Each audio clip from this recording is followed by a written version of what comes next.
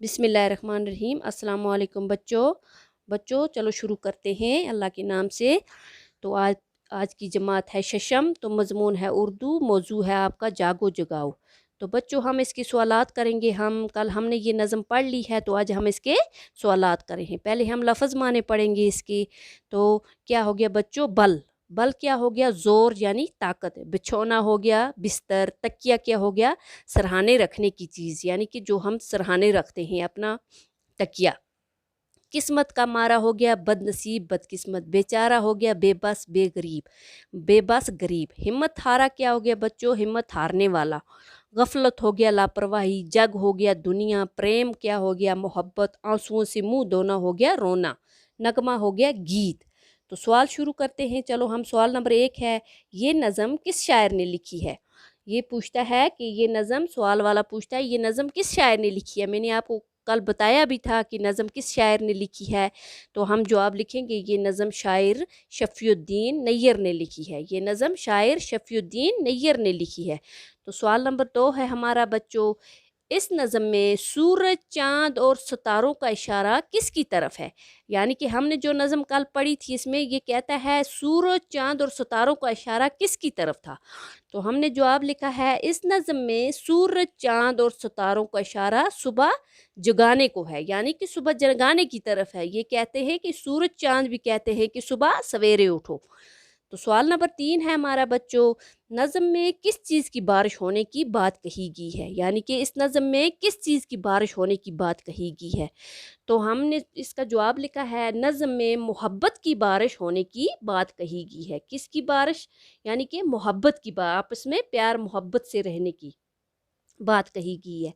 सवाल नंबर 4 है हमारा, किससे डरना चाहिए और किसकी खातिर मरना सीखना चाहिए?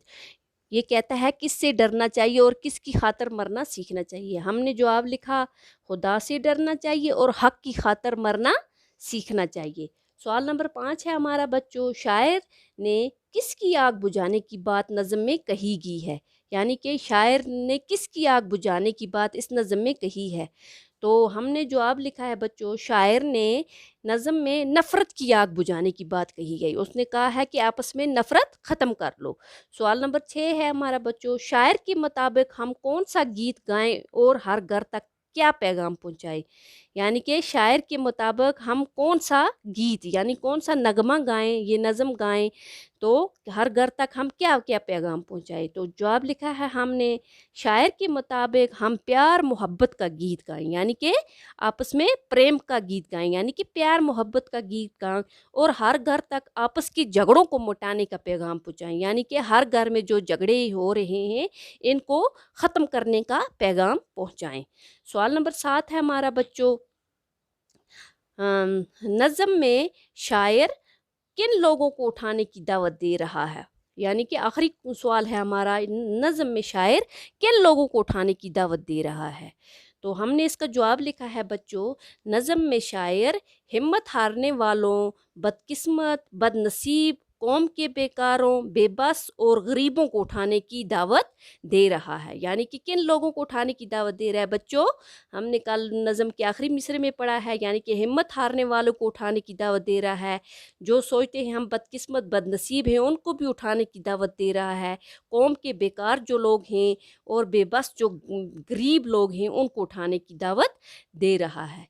तो आज हम यहाँ ही तक हमने इसके सवालात लिखे बच्चों, जो आगे इसके सवालात रहे हम कल की क्लास में लिखेंगे।